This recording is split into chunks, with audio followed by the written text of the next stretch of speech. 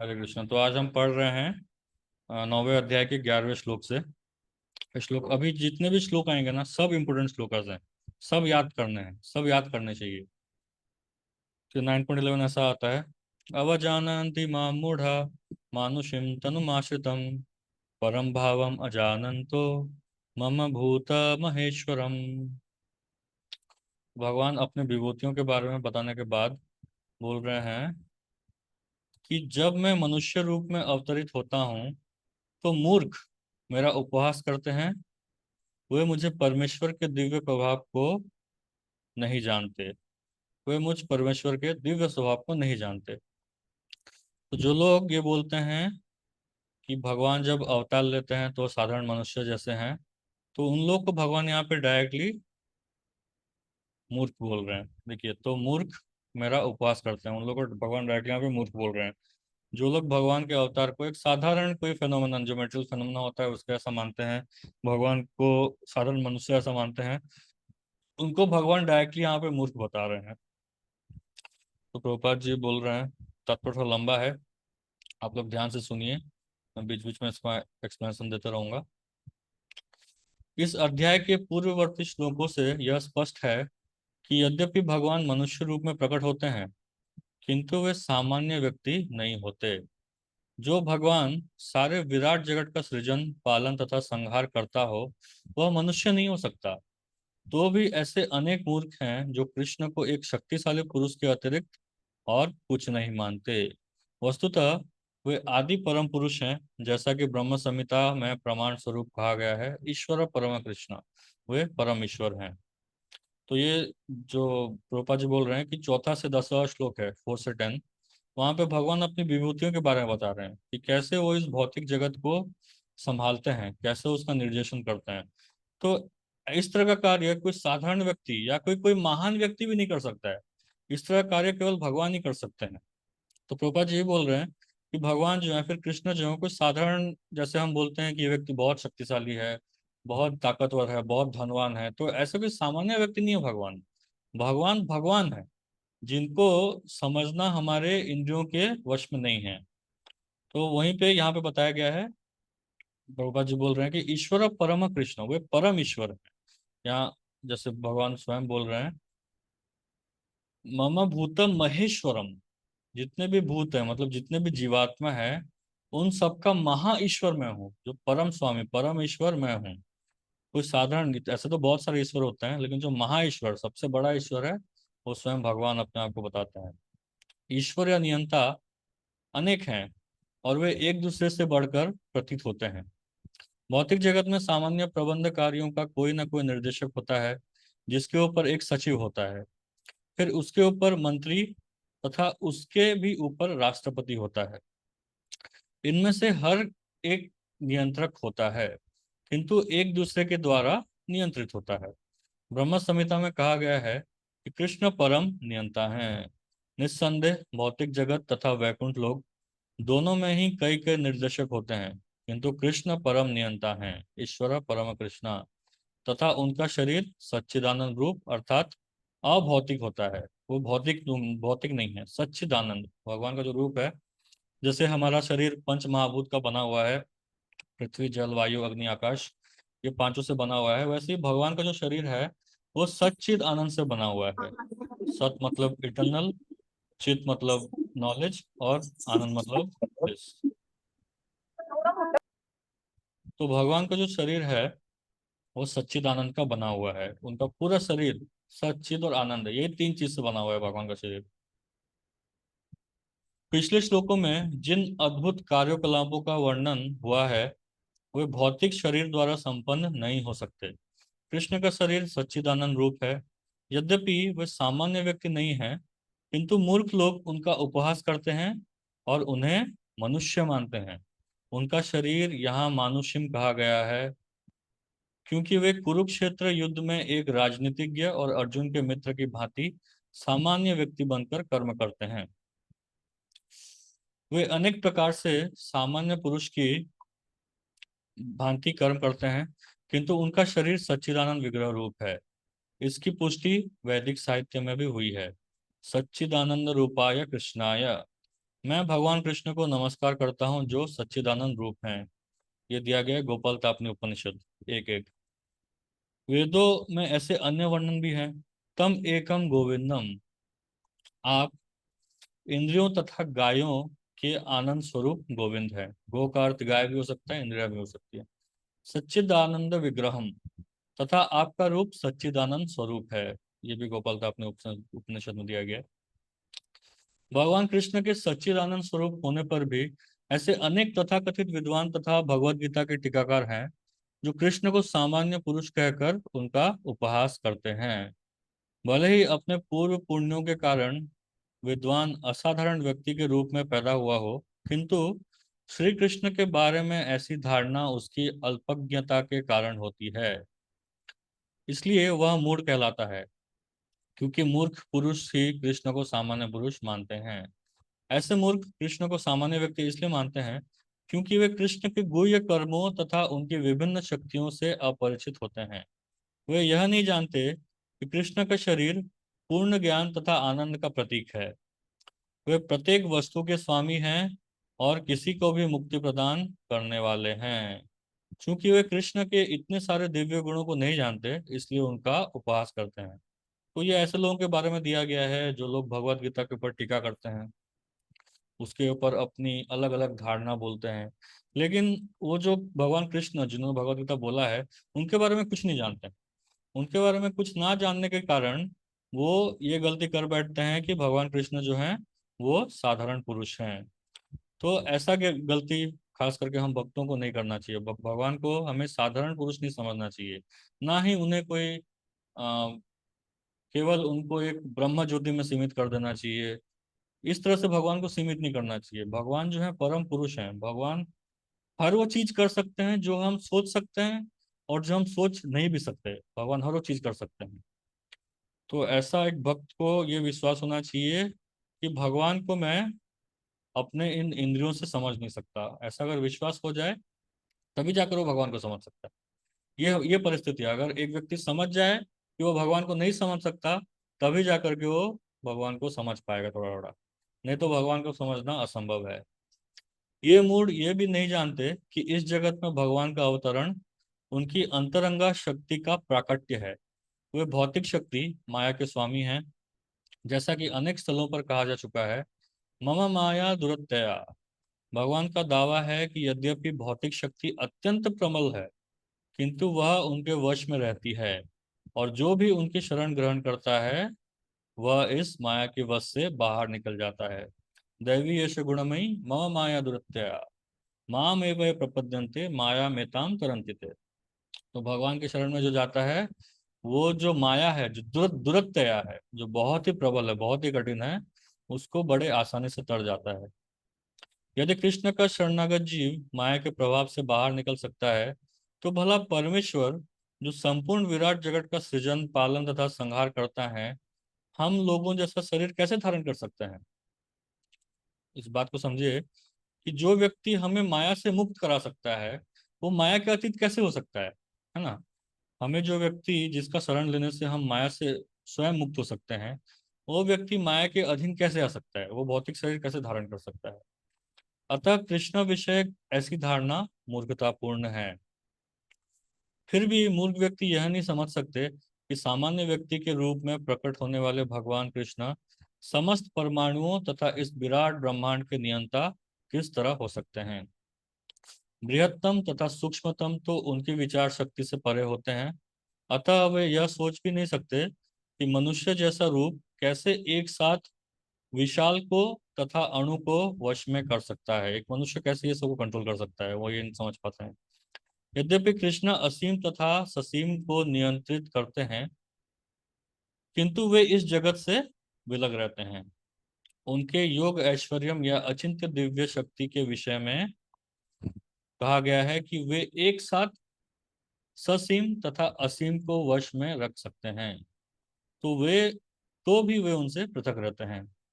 यद्यपि मूर्ख लोग यह सोच भी पाते हैं यद्यपि मूर्ख लोग यह सोच भी नहीं पाते कि मनुष्य रूप में उत्पन्न होकर कृष्ण किस तरह असीम तथा ससीम को वश में कर सकते हैं, किंतु जो शुद्ध भक्त हैं वह इसे स्वीकार करते हैं, क्योंकि उन्हें पता है कि कृष्ण भगवान है, अतः वे पूर्णतया उनकी शरण में जाते हैं और कृष्ण भावनामृत में रहकर कृष्ण की भक्ति में अपने को रत रखते हैं।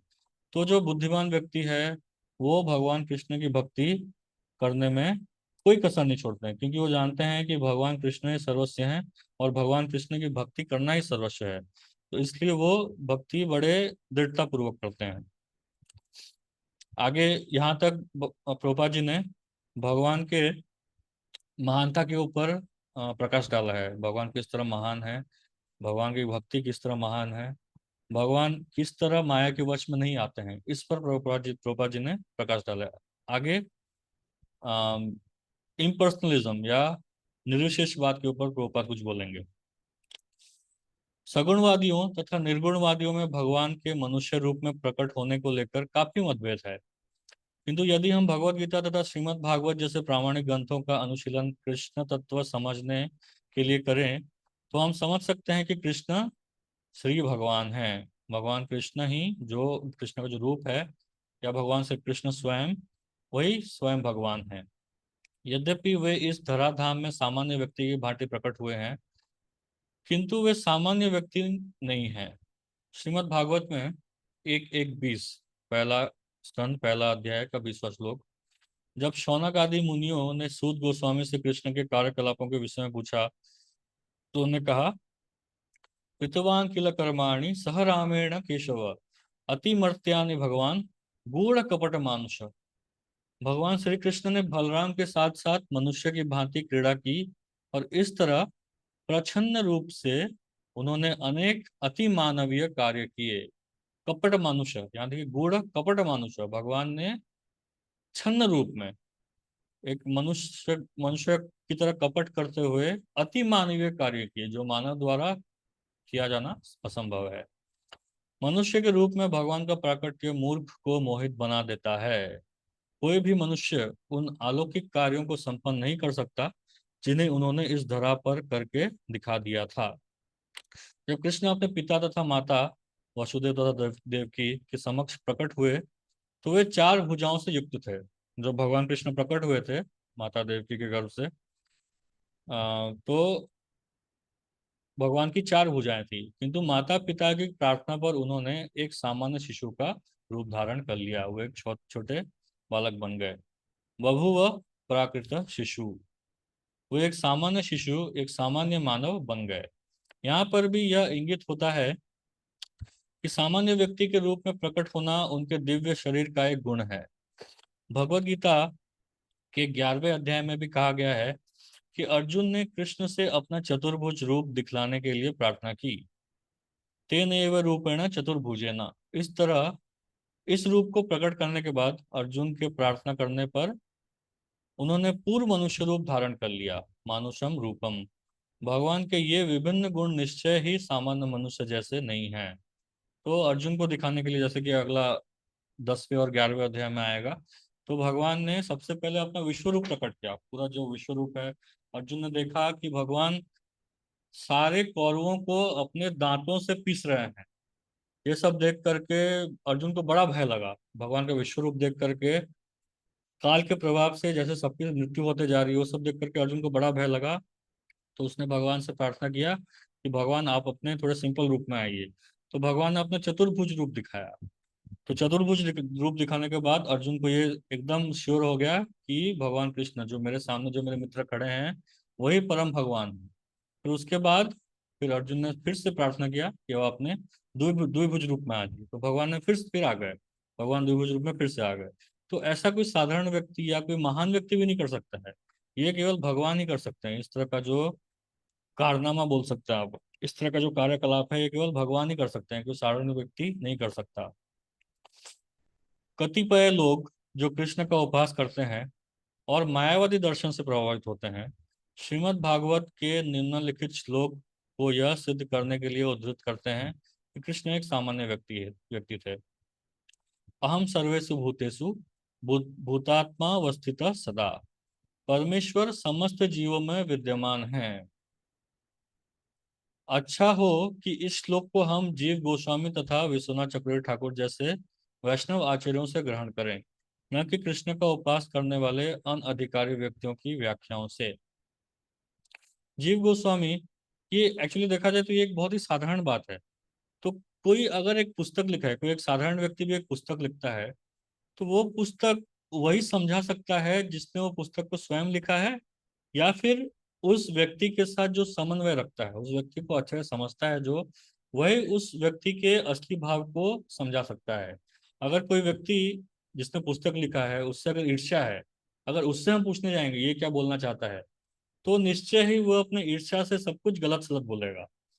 तो इसलिए भगवान के प्रति भी जो भगवान के भक्त हैं वही लोग समझा सकते हैं कि भगवान एक्चुअली क्या बोलना चाहते हैं। अगर जो भगवान से ईर्ष्या लगता है, या भगवान के रूप से ईर्ष्या लगता है, या भगवान से कोई कार्य से ईर्ष्या लगता है, तो ऐसा व्यक्ति समझा नहीं सकता। ऐसा व्यक्ति हमें नहीं समझा सकता कि भगवान क्या बोलना चाहते थे। केवल वही बता सकता है जो भगवान का भक्त है, जो भगवान से ईर्ष्या भाव नहीं रखता है। तो ये श्लोक हमें, या फिर भगवत गीता है, शास्त्र जो भी है, हमें जीव गोस्वामी तथा विश्वनाथ चक्रवर्ती ठाकुर जैसे वैष्णव आचरणों से ग्रहण करना चाहिए, न कि कृष्ण का उपास करने वाले अनधिकारी व्यक्तियों की व्याख्याओं से। जीव गोस्वामी इस श्लोक की टीका करते हुए कहते हैं कि कृष्ण समस्त चराचरों में अपने अंश विस्तार परमात्मा के रूप में स्थित हैं। अतः कोई भी नवदीक्षित भक्त जो मंदिर में भगवान की अर्च मूर्ति पर ही ध्यान देता है और अन्य जीवों का सम्मान नहीं करता, वह वृथा ही मंदिर में भगवान की पूजा में लगा रहता है। भगवत भक्तों में तीन प्रकार हैं, जिनमें से नवदीक्षित सबसे निम्न श्रेणी के हैं। यहाँ नवदीक्षित का अर्थ होता है जो नया नया मंदिर में आ रहा है। ऐसा नहीं कि जिनका दीक्षा ऑफिशियली दीक्षा हो गया, ऐसा कुछ। जो नया नया मंदिर में आया, नया नया भक्ति में जुड़े हैं, उनके बारे में कहा जा रहा है। नवदीक्षित भक्त अन्य भक्तों की अपेक्षा मंदिर में अर्च विग्रह पर अधिक ध्यान देते हैं। अतः विश्वनाथ चक्रवर्ती ठाकुर चेतावनी देते हैं कि इस प्रकार की मानसिकता को सुधारना चाहिए। ऐसे लोग, यहाँ यहाँ क्या बोला जा रहा है आप लोग थोड़ा ध्यान दीजिए, कि तीन श्रेणी के भक्त होते हैं। जो सबसे कनिष्ठ, जिनको कनिष्ठ अधिकारी कहा जाता है, उसके बाद जो जिनको ऊपर है उनको मध्यम अधिकारी कहा जाता है, जो सबसे ऊपर है उनको उत्तम अधिकारी कहा जाता है। जो कनिष्ठ अधिकारी होते हैं वो जब मंदिर में आते हैं, नए नए आते हैं, नए नए भक्ति में जुड़ते हैं, शायद दीक्षा हो भी गया होता है, तो ऐसे जो भक्त होते हैं वो भगवान की पूजा, या जैसे विग्रह की पूजा, जैसे राधा मदन मोहन जी हैं, उनकी पूजा, केवल उनकी पूजा करने में ही उनको वो उनको ठीक लगता है। बाकी भक्तों के साथ व्यवहार उनको पता नहीं है, वो भक्तों के साथ व्यवहार करना नहीं जानते हैं। कोई अगर भक्त उनके सामने आ जाए तो उनके साथ वो कैसे भी गलत सलत व्यवहार कर देंगे। तो इस तरह की मानसिकता से हमें बचना चाहिए। केवल भगवान को भी पूजा कर रहे हैं और बाकी सब दुनिया जितने भी भक्त हैं उनको हम उनका उपवास कर रहे हैं, इसके बारे में बुरा बोल रहे हैं, उसके बारे में बुरा बोल रहे हैं। तो इस तरह की मानसिकता से हमें बचना चाहिए। तो इस तरह की कनिष्ठ मानसिकता से, केवल भगवान की विग्रह की पूजा में ही लगा हुआ है लेकिन भक्तों का सत्कार नहीं कर रहा है, अपने घर में भक्तों को नहीं बुलाता है, या भक्तों को मिलता है तो उसका मन खट्टा हो जाता है। तो इस तरह की जो भावना होती है, वैसा भावना से हमें बचना चाहिए। भक्त को समझना चाहिए कि चूंकि कृष्ण परमात्मा रूप में प्रत्येक जीव के हृदय में विद्यमान है, अतः प्रत्येक व्यक्ति परमेश्वर का निवास या मंदिर है। देखिए आप प्रभुपाद जी कितना सुंदर भाव से बता रहे हैं, क्योंकि हर व्यक्ति के अंदर परमात्मा रूप में कृष्ण विराजमान है, इसलिए हर व्यक्ति एक मंदिर है। तो जैसा हम मंदिर को सम्मान करते हैं, वैसे ही हर एक व्यक्ति को हमें सम्मान करना चाहिए। इसलिए जिस तरह कोई भक्त भगवान के मंदिर का सम्मान करता है, वैसे ही उसे प्रत्येक जीव का सम्मान करना चाहिए जिसमें परमात्मा निवास करता है। अतः प्रत्येक व्यक्ति का समुचित सम्मान करना चाहिए, कभी उपेक्षा नहीं करनी चाहिए। ऐसे अनेक निर्विशेषवादी हैं जो मंदिर पूजा का उपवास करते हैं। वे कहते हैं कि चूंकि भगवान सर्वत्र हैं, तो फिर अपने को हम मंदिर पूजा तक ही सीमित क्यों रखें।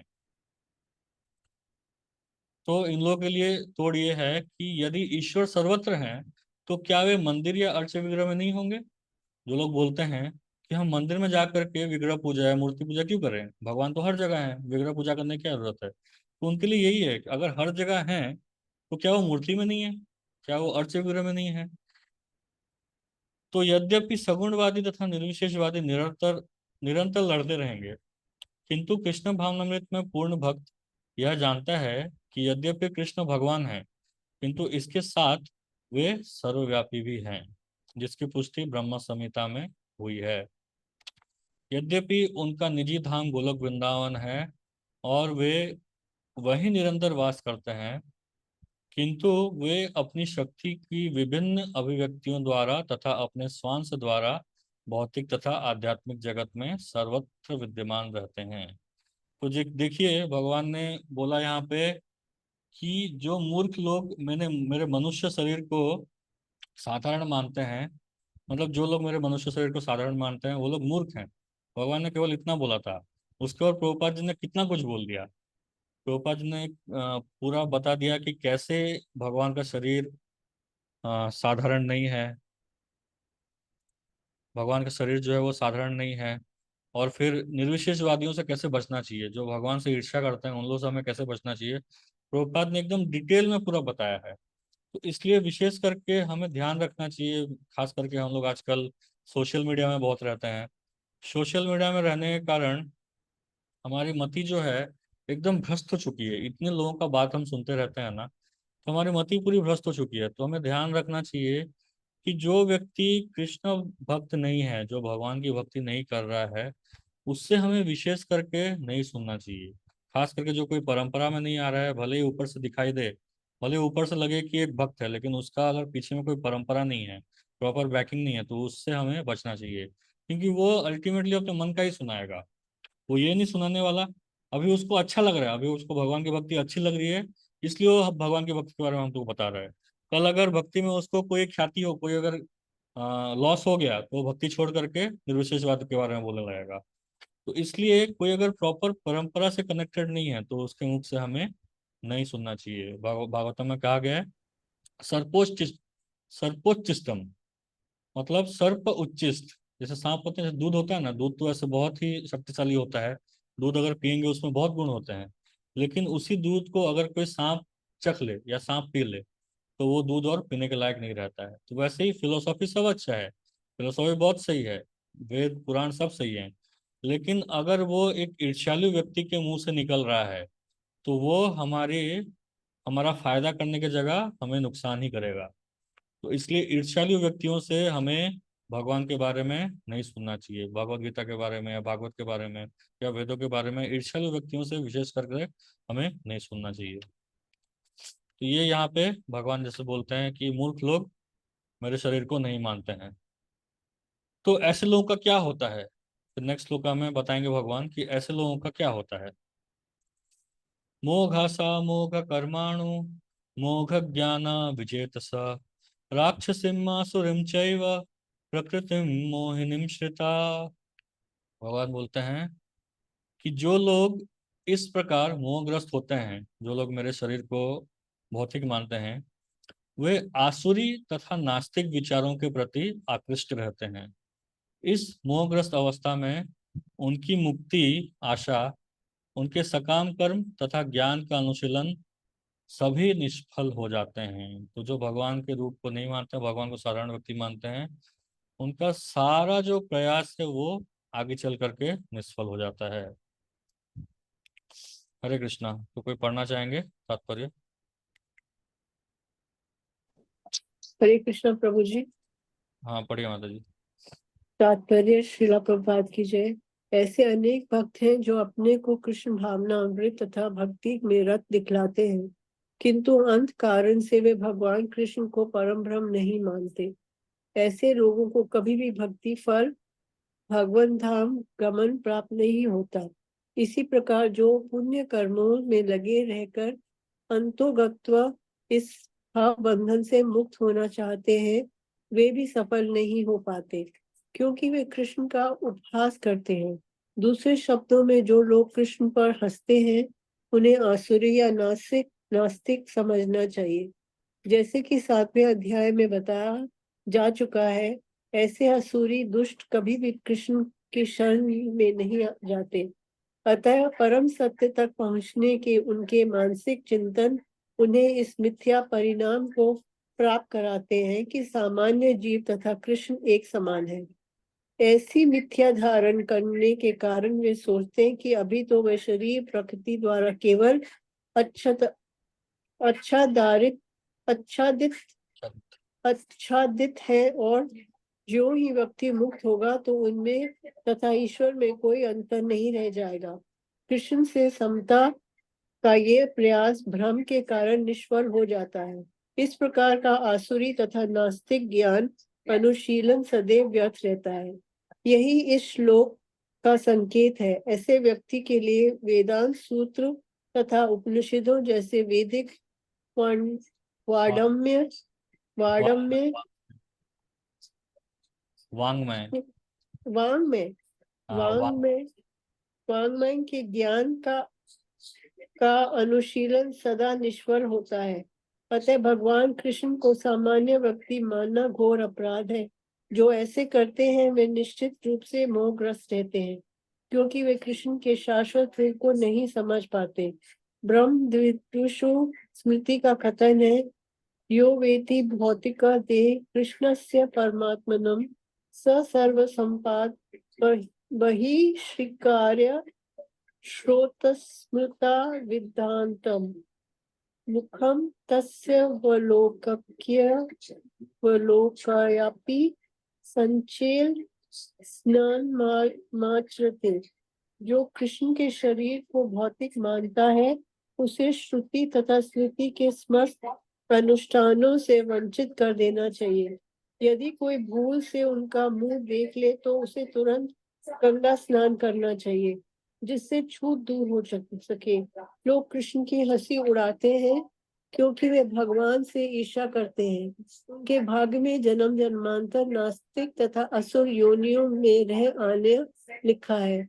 उनका वास्तविक ज्ञान सदैव के लिए भ्रम में रहेगा और धीरे धीरे वे सृष्टि के गहनतम अंधकार में गिरते जाएंगे। प्रभु जी, ये जो आपने बोला वाडम्य मतलब क्या? वांग्मय मतलब, हाँ बताइए। जैसे वैदिक, लिटरेचर लिटरेचर हाँ, ऐसे व्यक्तियों के लिए वेदांत सूत्र तथा उपनिषद जैसे वैदिक वांग्मय के ज्ञान, हाँ लिटरेचर बोल सकते हैं इसको। ओके। व्यंग व्यंग व्यंग में होता है ना, वांग्मय उससे है। अच्छा, क्रिटिकल और critic. Would you say that he's criticizing that? Criticize नहीं, वांग में व्यंग, हाँ व्यंग एक तरह से क्रिटिसिज्म बोला जाता है, लेकिन व्यंगात्मक तरीके से बहुत सारी चीजें लिखी रहती हैं। तो एक तरह से क्या बोलते हैं, एग्जैक्टली क्रिटिसिज्म नहीं है, लेकिन वैदिक लिटरेचर। हाँ वैदिक लिटरेचर तो है ही, cultivation of the knowledge in the Vedic literature like Vedanta Sutra and प्रभु जी, उपनिषद। बानी का रूप भांगमय। क्या? भांगमय मतलब बानी, बानी का रूप। ओ, बानी बानी जैसा बात वाक करते हैं ना। वाकमय वाकमय, हाँ ठीक है, वो भी एक है। लिटरेचर, लिटरेचर का ट्रांसलेशन वांग्मय लिखा है उसको समझ लीजिए आप। ठीक है, जो भी है, तो यहाँ पे मेन पर्पस ये था कि जो भगवान यहाँ पे बोल रहे हैं कि जो व्यक्ति ऐसा समझता है उसका क्या परिणाम होता है। जो लोग मतलब भगवान के रूप को साधारण समझते हैं, तो ऐसे लोगों का क्या परिणाम होता है, वो अंधकार में जाते रहते हैं, वो आसुरिक और नास्तिक विचारों से प्रभावित होते हैं। यहाँ भगवान स्वयं बोल रहे हैं, कोई दूसरा व्यक्ति नहीं बोल रहा है, भगवान स्वयं बोल रहे हैं कि ऐसे व्यक्ति के साथ क्या होता है। तो ऐसे लोगों से हमें हमेशा दूरी बना करके रखना चाहिए, जितना दूर हो सके। अगर हम भक्ति में आगे बढ़ना चाहते हैं, अगर हमारा पर्पस है भक्ति में आगे बढ़ना, तो हमें ऐसे लोगों से मीलों दूर रहना चाहिए। उनके फिलोसॉफी को बिल्कुल ना सुने, सुनेंगे तो हमारे ऊपर ही प्रभाव पड़ेगा, हमारी भक्ति को भी प्रभाव पड़ेगा। तो जितना दूर हो सके ना अगर रहें तो उतना अच्छा रहेगा। तो अभी यहाँ पे आगे चल करके भगवान ने अभी बताया कि जो लोग नहीं मानते हैं उनका क्या होता है। अभी भगवान बताएंगे कि जो लोग मानते हैं वो लोग कैसे होते हैं। नेक्स्ट श्लोक है, ये बहुत ही इंपॉर्टेंट श्लोक है। तो यहाँ भगवान बताएंगे जो लोग मानते हैं वो क्या होते हैं। भगवान बोलते हैं, महात्मानस्तु मां पार्थ दैवीं प्रकृतिम् आश्रिता भजन्ति अनन्य मनसो ज्ञात्वा भूतादिमव्ययम्। भगवान बोलते हैं, हे पार्थ, मोह मुक्त महात्मा जन दैवी प्रकृति के संरक्षण में रहते हैं। वे पूर्णतः भक्ति में निमग्न रहते हैं, क्योंकि वे मुझे आदि तथा अविनाशी भगवान के रूप में जानते हैं।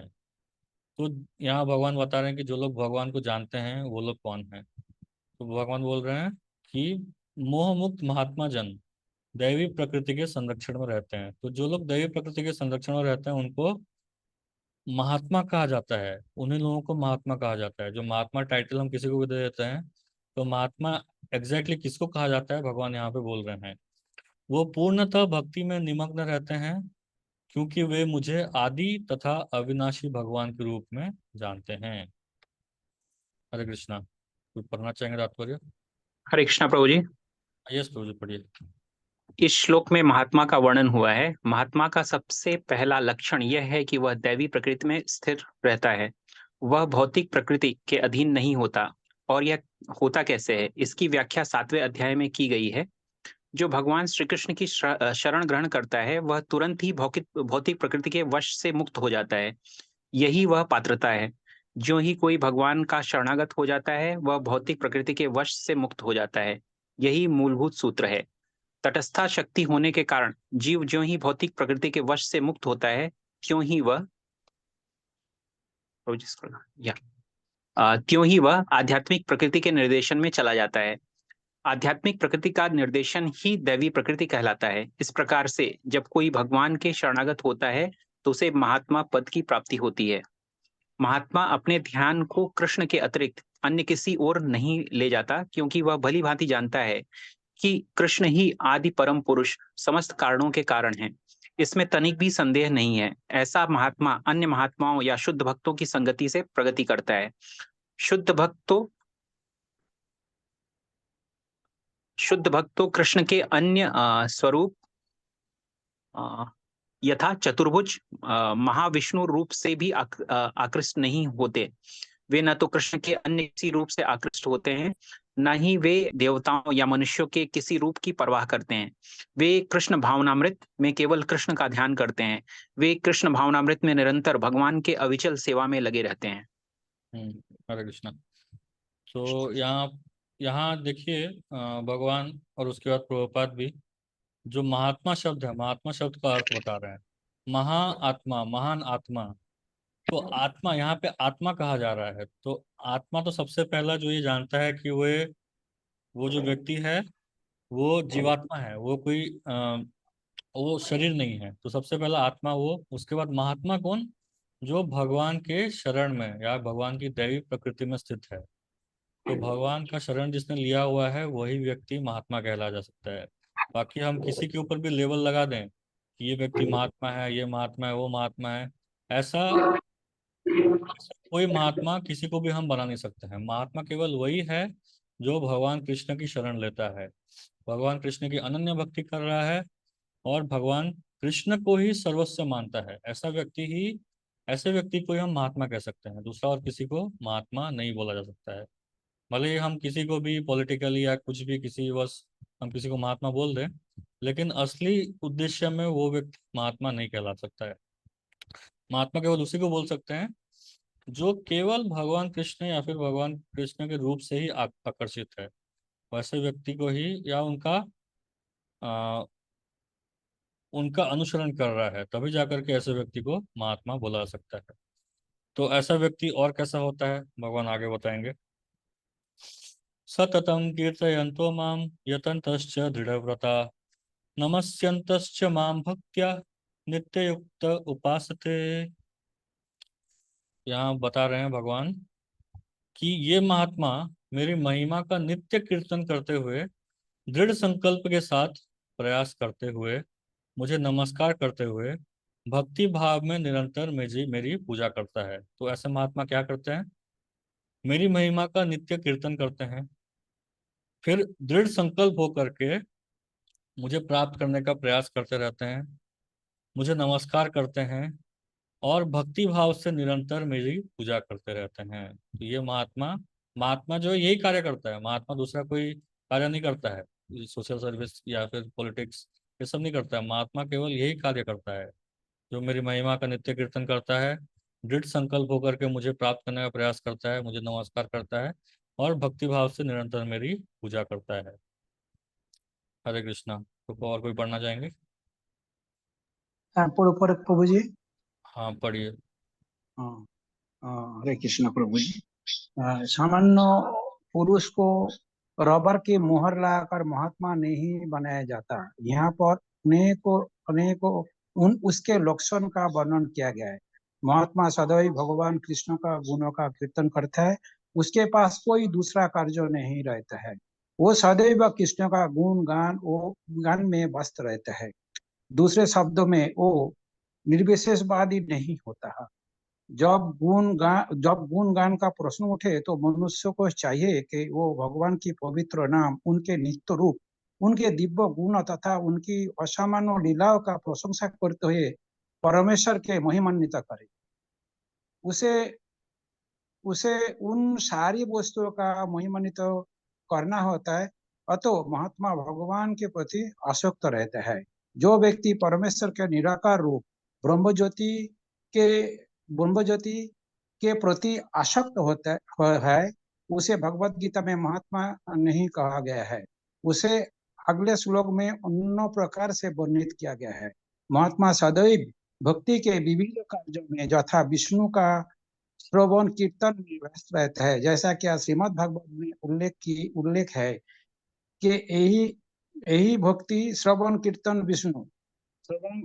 विष्णु तथा शरणं, ऐसा महात्मा अंततः भगवान के 5 दिव्य रसों का रसों में से किसी एक रस में उनका सान्निध्य प्राप्त करने के लिए दृढ़वत होता है। इसे प्राप्त करने के लिए वो मनुष्य वाचा कर्मण अपने सारे कार्यकलाप भगवान कृष्ण के सेवा में लगाता है। यही पूर्ण कृष्ण भावनामृत कहलाता है। भक्ति में कुछ कार्य है जिन्हें दृढ़व्रत कहा जाता है, तथा प्रत्येक एकादशी को तथा भगवान के आविर्भाव दिवस जन्माष्टमी पर उपवास करना। ये सारे विधि विधान महान आचार्यों द्वारा उन लोगों के लिए बनाए गए हैं जो दिव्य लोक में भगवान का सान्निध्य प्राप्त करने के लिए इच्छुक है। महात्मा जन इन विधि विधान का दृढ़ता से पालन करते हैं, फल तो उनके लिए वांछित फल की प्राप्ति निश्चित रहती है। जैसा कि इसी अध्याय में द्वितीय श्लोक में कहा गया है, ये व्यक्ति न केवल सरल है अपितु इसे सुखपूर्वक किया जा सकता है। इसके लिए कठिन तपस्या करने के लिए आवश्यकता नहीं पड़ती है। मनुष्य सक्षम गुरु के निर्देशन में इस जीवन के गृहस्थ सन्यासी या ब्रह्मचारी रहते हुए भक्ति में बिता सकते हैं। वो संसार में किसी भी अवस्था में कहीं भी भगवान को भक्ति करने का वास्तव में महात्मा बन सकता है। हरे कृष्ण। हरे कृष्ण प्रभु जी। यहाँ बता रहे हैं प्रभुपाद जी कि इसे सुखपूर्वक किया जा सकता है। सुसुखम कर्तुम अभ्यम, सेकंड श्लोक में आता है 9.2 में। भगवान बोलते हैं सुसुखम कर्तुम अभ्यम। ये जो प्रोसेस है इसको सुख के साथ किया जाता है, खुश होकर किया जाता है, दुखी होकर के नहीं। अरे 16 माला करना है, अरे प्रभुपाद का पुस्तक पढ़ना है, अरे भोग लगा कर खाना पड़ेगा, ऐसा दुखी होकर के भक्ति नहीं करना है, सुखी होकर के करना है। सुख पूर्वक अगर कोई व्यक्ति भक्ति करता है तभी जाकर के उसे इस भक्ति का लाभ मिलता है। तो यहाँ पर भगवान, एक महात्मा क्या करता है, एक जो एक्चुअल महात्मा जो होता है, जो सत्य में महात्मा है, वो क्या करता है, वो यहाँ भगवान उसको बता रहे हैं। और उसी को प्रभुपाद जी एक्सपांड करते हुए बता रहे हैं कि एक जो भक्त होता है वो भगवान के साथ या फिर किसी भी एक व्यक्ति के साथ जब हम रिलेशन बनाते हैं तो उस रिलेशन के 5 अलग अलग फॉर्म होते हैं, या तो 5 अलग अलग फॉर्म या रस होते हैं, 5 अलग प्रकार के रस होते हैं। या तो शांत रस होता है, शांत मतलब बस, हाँ, बस रिलेशन है, ऐसे ही हम ईर्ष्या नहीं करते हैं, बस हमारा रिलेशन है, शांत रस। उसके ऊपर होता है दास्य रस, उसको जा करके हम सेवा करते हैं, उस व्यक्ति की हम सेवा करते हैं, दास बनकर के उसकी सेवा करते हैं, दास्य रस। उसके बाद होता है साख्य रस, मतलब एक सखा बनकर उसका सेवा करते हैं, मित्र बनकर उसके साथ आदान प्रदान करते हैं, उससे ऊपर साख्य रस होता है। उसके ऊपर होता है वात्सल्य रस, जैसे माता पिता होते हैं तो माता पिता का अपने पुत्र या पुत्री के प्रति जैसा वात्सल्य रस होता है, वैसे ही भगवान के साथ रस डेवलप हो सकता है। और जो सबसे ऊपर है वो है माधुर्य रस, जैसे एक प्रेमी और प्रेमिका का रस होता है, जैसा आदान प्रदान होता है, पति पत्नी का आदान प्रदान होता है, प्रेमी प्रेमी का आदान प्रदान होता है, वैसे ही भगवान के साथ जैसे गोपियों का आदान प्रदान है, गोपियों का मंदिरों का जैसा आदान प्रदान है, तो ये 5 रसों में भगवान के साथ अ, आदान प्रदान हो सकता है। जैसे शांत रस में पेड़ पौधे हैं, जो गाय बछड़े हैं, जो जानवर हैं अलग अलग, जो सब गोलोक वृंदावन में, ये सब भगवान के साथ शांत रस में स्थित हैं। भगवान के रूप को वो महान मानते हैं, भगवान को महान मानते हैं, और उस प्रकार से उन्होंने साधना किया हुआ है। उसके बाद जो भगवान के सेवक हैं, बहुत सारे अलग अलग प्रकार के सेवक हैं, वो सब भगवान को दास से रस में पूजा करते हैं। फिर भगवान के सखा लोग हैं, जो भगवान के ग्वाल बाल हैं, अर्जुन हैं, ये सब साक्ष्य भाव में भगवान का सेवा करते हैं। फिर भगवान के माता पिता, देवकी वसुदेव, नंद यशोदा, वो जो बड़े बड़े गोपी हैं, ग्वाल हैं, ये सब भगवान को वात्सल्य रूप में देखते हैं, वो रस में भगवान की सेवा करते हैं। और अंत में जो गोपियां हैं, वो भगवान के साथ माधुर रस में उनकी सेवा करते हैं। तो सेवा ये सब में कॉमन है, ये सारे रस में एक कॉमन चीज है, वो है सेवा। हर रस में सेवा करना निश्चित है। सेवा अगर हम नहीं करेंगे तो रस तो भूल जाइए, कोई रस नहीं मिलने वाला है। बस सब सूखा सूखा ही मिलेगा, कोई रस नहीं मिलने वाला है। रस चाहिए तो सबसे पहले सेवा ही करना पड़ेगा। अगर हम सेवा में आलसी हैं तो भगवान के साथ कोई रस डेवलप नहीं होने वाला है। तो जो महात्मा होता है वो निरंतर भगवान की सेवा में लगा रहता है। सेवा में लग करके कोई एक पर्टिकुलर रस में वो भगवान की सेवा करता है। तो इसलिए साथ ही साथ प्रभुपाद जी बोलते हैं कि एकादशी के दिन या भगवान के आविर्भाव के दिन, जैसे जन्माष्टमी, रामनवमी, नरसिंह चतुर्दशी, गौरांग पूर्णिमा, तो इस तरह के दिनों में उपवास करते हैं। भगवान की खुशी के लिए हम ये सारे दिनों में बहुत ही स्ट्रिक्टली, बहुत ही दृढ़तावश हम उपवास करते हैं भगवान को प्राप्त करने के लिए। जो महात्मा होता है वो केवल इन्हीं कार्यों में लगा रहता है। भगवान कृष्ण की सेवा कैसे करनी है, भगवान कृष्ण के भक्तों की सेवा कैसे करनी है, भगवान कृष्ण के नाम को कैसे प्रचार करना है, भगवान का दास मुझे कैसे बनना है। केवल इसी कार्य में जो व्यक्ति निरंतर लगा रहता है, भले वो किसी भी आश्रम में हो, गृहस्थ हो, वानप्रस्थ हो, सन्यासी हो, ब्रह्मचारी हो, कोई भी वर्ण में, कोई आश्रम में हो, अगर वो निरंतर ये सोच रहा है कि कैसे मैं भगवान का सेवा बढ़ाते रहूं, तो वो व्यक्ति वास्तव में महात्मा कहलाएगा। तो ये भगवान ने अभी सबसे पहले, जो लोग भगवान के रूप को नहीं मानते हैं, वो लोग कैसे होते हैं, उनका क्या गति होता है, उसके बारे में बताया। और जो भगवान के शुद्ध भक्त हैं, जो भगवान का निरंतर सेवा करते रहते हैं, उनके बारे में भगवान ने गति बताया। अभी जो बीच बीच के लोग होते हैं, जो ना भगवान के रूप को पूरा मानते हैं, ना ही भगवान से ईर्ष्या करते हैं, तो बीच के लोग कैसे होते हैं उसके बारे में भगवान अभी नेक्स्ट श्लोक में बताएंगे। तो यहाँ तक अगर किसी को कुछ डाउट है तो पूछ सकते हैं, नहीं तो हम नेक्स्ट श्लोका में जाएंगे। एक और श्लोका पढ़ के फिर आज का विराम देंगे हम। कोई डाउट है अभी तक?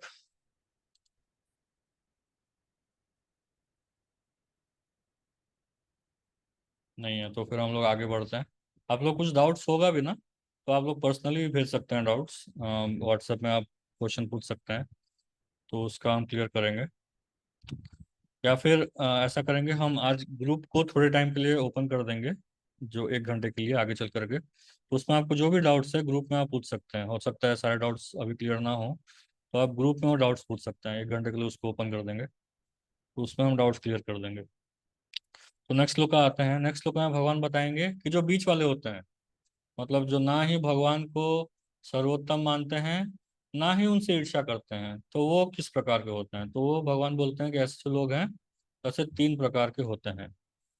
भगवान बोल रहे हैं, ज्ञान यज्ञेन चाप्यन्ये यजंतो माम उपासते एकत्वेन पृथक्त्वेन बहुधा विश्वतो मुखम। तो भगवान बोल रहे हैं, अन्य लोग जो ज्ञान के अनुशीलन द्वारा यज्ञ में लगे रहते हैं, वे भगवान की पूजा उनके अद्वय रूप में, सबसे पहला अद्वय रूप में, एकत्वेना, फिर पृथक्त्वेना मतलब विविध रूपों में, और तथा विश्व रूप में करते हैं। एकत्वेना, पृथक्त्वेना और विश्वत मुखम, बहुधा विश्वत मुखम, ये 3 रूप में लोग भगवान की पूजा करते हैं। तो ये 3 क्या क्या हैं, इसके बारे में प्रभुपाद जी थोड़ा सा समझाएंगे। हरे कृष्णा, कौन पढ़ना चाहेंगे अभी? हरे कृष्ण प्रभु जी, दंडवत प्रणाम। हाँ, सोनाली माता जी पढ़िए। ये श्लोक में पिछले श्लोक का सारांश है। भगवान अर्जुन को बताते हैं कि जो भी विशुद्ध कृष्ण भावनामृत में लगे रहते हैं और कृष्ण के अतिरिक्त अन्य किसी का नहीं जाते, वे महात्मा कहलाते हैं। तो भी कुछ लोग ऐसे भी होते हैं जो वास्तविक में महात्मा पद को प्राप्त नहीं होते, किंतु ये भी विभिन्न प्रकार में से कृष्ण की पूजा करते हैं।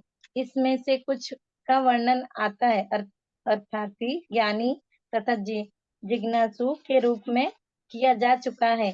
किंतु फिर भी कुछ ऐसे भी लोग होते हैं जो इनमें से भी निभिन्न होते हैं। इन्हें 3 कोटियों में रखा जाता है।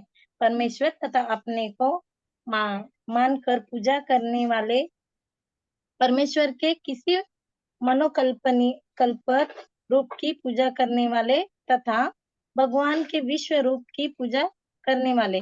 इनमें से सबसे अधम में वे हैं कि जो अपने आप को अद्वैतवादी मानकर अपनी पूजा परमेश्वर के रूप में करते हैं और इन्हीं के प्राधान्य भी है। ऐसे लोग अपने को परमेश्वर मानते हैं और इस मानसिकता के कारण वे अपनी पूजा आप करते हैं। यही भी एक प्रकार की ईर्ष्य पूजा है, क्योंकि वे समझते हैं कि वे भौतिक पदार्थ न होकर आत्मा है। कर्म से कर्म ऐसा भाव तो प्रदान करता है। सामान्यतः निर्विशेषवादी इसी प्रकार से परमेश्वर की पूजा करता है। दूसरी ओर कोटि के लोग वे हैं जो देवताओं के उपासक हैं, जो अपनी कल्पना से किसी भी स्वरूप को परमेश्वर का स्वरूप मान लेते हैं।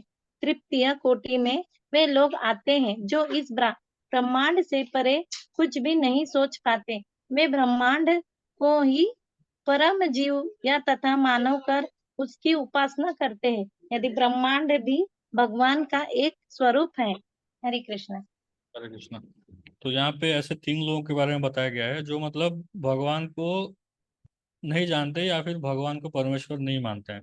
ऐसे भगवान को मानते हैं लेकिन श्री कृष्ण को या भगवान विष्णु को परम भगवान के रूप में वो लोग एक्सेप्ट नहीं करते हैं। तो ऐसे 3 लोग हैं। तो प्रभुपाद जी पहले तो बताते हैं कि ऐसे भी लोग हैं जो हम 7 चैप्टर में 7वें अध्याय में हम देख चुके हैं, अर्थार्थी जिज्ञासु ज्ञानी।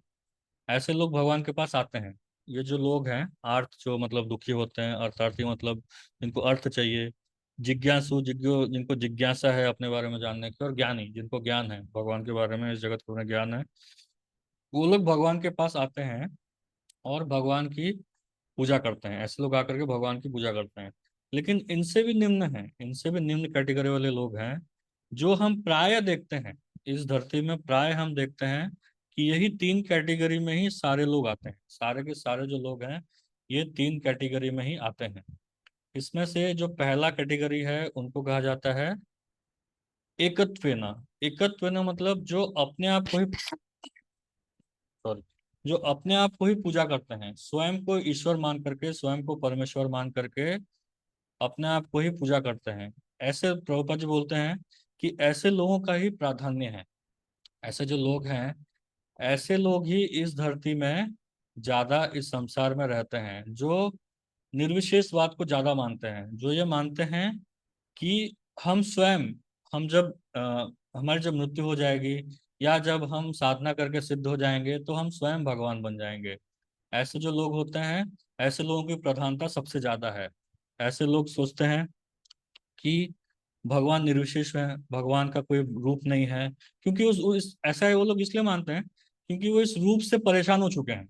ये जो रूप है, जो शरीर है, ये शरीर में जितने कष्ट मिल रहे हैं तो उस कष्ट से वो परेशान हो चुके हैं। तो वो सोचते हैं कि मरने के बाद, साधना करने के बाद, अगर आध्यात्मिक जगत में जाने के बाद भी रूप ही मिलेगा, वो क्योंकि वो देख रहे हैं कि रूप से कष्ट मिल रहा है, तो वहां जाने के बाद भी रूप ही मिलेगा, तो फिर वो रूप का क्या फायदा। तो इसलिए वो इस रूप को मानना ही नहीं चाहते हैं कि भगवान का एक स्वरूप है, भगवान निर्विशेष नहीं है, भगवान सविशेष है, भगवान का एक रूप है।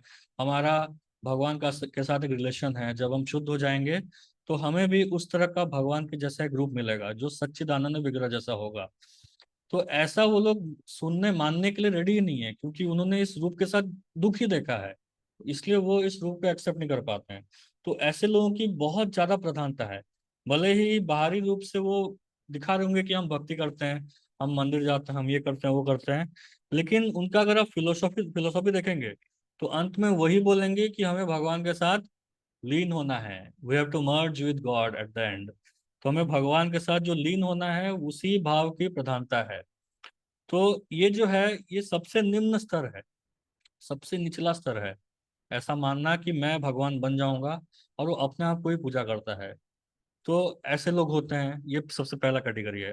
जो दूसरा कैटेगरी है, ये पहला कैटेगरी इसको कहते हैं एकत्वेना, अपने आप को ही भगवान मानना। उसके बाद पृथक्त्वेना, जो भगवान के अलग अलग प्रकार के रूप होते हैं, जो भगवान के अलग अलग प्रतिनिधि हैं, जो देवतागण हैं, उन लोगों को भगवान मानना, डेमिगॉड वर्शिप। तो देवताओं को भगवान मानना, उनको ही सर्वस्व मानना, उनको पूजा करना, गणेश, शनि, महादेव, पार्वती, ये लोगों को भगवान मान करके इन्हीं को सबसे ऊपर मानना, कृष्ण को ये सबसे नीचे मानना, तो ये भी एक प्रकार का वर्शिप है। तो आगे चल करके भगवान बताएंगे कि ये सब पूजा है, ये सारी पूजाएं हैं, लेकिन ये सब अविधि पूर्वकम है, ये प्रॉपर विधि नहीं है। भले ही ये सब मुझे ही प्राप्त करने का तरीका है, लेकिन ये सब अविधि पूर्वकम है। इसको इससे मुझ तक बहुत मुश्किल से बहुत टाइम लगेगा मेरे तक आने के लिए। तो इसलिए भगवान कृष्ण का डायरेक्ट वर्शिप करना वो विधि पूर्वकम है। भगवान स्वयं बताएंगे आगे चल करके, भगवान कृष्ण इसी अध्याय में ये जो वर्शिप है, इस तरह का जो वर्शिप है, इसको अविधि पूर्वकम बताएंगे। जो देवताओं की पूजा है या फिर इम्पर्सनल ब्रह्म की पूजा है, तो ये सबको भगवान इनडायरेक्ट वर्शिप बताएंगे। तो भगवान के अलग अलग रूप को जो भगवान मान करके उनकी पूजा करता है, भगवान के अलग अलग रिप्रेजेंटेटिव हैं, देवी देवता हैं, उनको मान करके, उन्हीं को भगवान मान करके उनकी पूजा करता है। तो ये सेकंड कैटेगरी है। और जो तीसरा कैटेगरी है वो है बहुधा विश्वतो मुखम, मतलब ये जो पूरा संसार है ये भगवान का शरीर है, भगवान का शरीर के समान है। तो ये पूरा विश्व भगवान का रूप है, इसलिए इस रूप को, इस पूरे ब्रह्मांड को विश्व रूप कहा जाता है, भगवान का विश्व रूप कहा जाता है। तो उसी को भगवान मान लेते हैं, जो पूरा विश्व है या जो पूरा जो भौतिक जगत है, यही भगवान है, इसी की पूजा करते हैं ऐसे लोग। ऐसे आप जाएंगे, ऐसे कई आदिवासी आदिवासी लोग होते हैं, अफ्रीका में जाएं या फिर भारत में भी बहुत ऐसे आदिवासी होते हैं जो लोग नेचर की पूजा करते हैं, प्रकृति की पूजा करते हैं। तो वो बस उतना ही जानते हैं कि जहाँ से हमें मिल रहा है, जो बाहरी रूप से, मतलब नेचर से हमें सब कुछ मिल रहा है, तो हम नेचर की पूजा करें। तो ये भी एक कैटेगरी है, ये भगवान को पूजा करने की एक कैटेगरी है। तो ऐसे लोग महात्मा की कैटेगरी में नहीं आते, ना ही ये लोग नास्तिक हैं, ना ही ये लोग नास्तिक हैं, ना ये लोग भगवान के शुद्ध भगवान के भक्ति कैटेगरी में आते हैं। तो ये लोग बीच के लोग हैं, जो भगवान को मानते तो हैं, लेकिन भगवान का जो असली स्वरूप है उसके बारे में या तो नहीं जानते हैं, या फिर जान करके भी मानना नहीं चाहते हैं। तो ये यहाँ पे भगवान ने बताया, जो आज हमने 5 श्लोक पढ़े, तो पहले 2 श्लोक में 11 और 12 में भगवान ने बताया कि जो लोग मेरे रूप को नहीं मानते हैं वो लोग किस प्रकार मूर्ख हैं, उनकी क्या गति होती है। और जो लोग मेरे रूप को मानते हैं, जो मेरे रूप को मार करके मेरी ही सेवा करते हैं, उन्हें महात्मा कहा जाता है, वो कैसे कार्य करते हैं। और फिर उसके बाद इनके बीच में कौन कौन होते हैं, इनके बीच में जो होता है महात्मा, ना महात्मा है ना ही दुरात्मा है, ऐसे भी लोग हैं, मैक्सिमम लोग ऐसे ही होते हैं। मैक्सिमम लोग जो है इसी कैटेगरी में आते हैं, जो ना महात्मा है, ना भगवान की पूरी सेवा करते हैं, ना ही भगवान को नहीं मानने वाले, ऐसे लोग भी नहीं हैं। तो ये 3 कैटेगरी से, या तो अपने आप को भगवान माने, या फिर देवी देवताओं को, भगवान के अलग अलग रूप को भगवान माने, या फिर भगवान के इस विश्व रूप को भगवान माने। तो ऐसे लोगों के बारे में कैटेगराइज करके भगवान बताते हैं। फिर आगे चल करके जो भी श्लोक आएंगे भगवान बताएंगे कि कैसे हर एक जो यज्ञ होता है, जो भी हम सोचते हैं, हर किसी के कंट्रोलर, हर किसी के एंजॉयर स्वयं भगवान है। आगे श्लोकों में भगवान ही बताएंगे। तो हरे कृष्णा, आज हम लोग यहीं पे विराम देते हैं। तो आप लोग को अगर कोई प्रश्न है तो आप पूछ सकते हैं।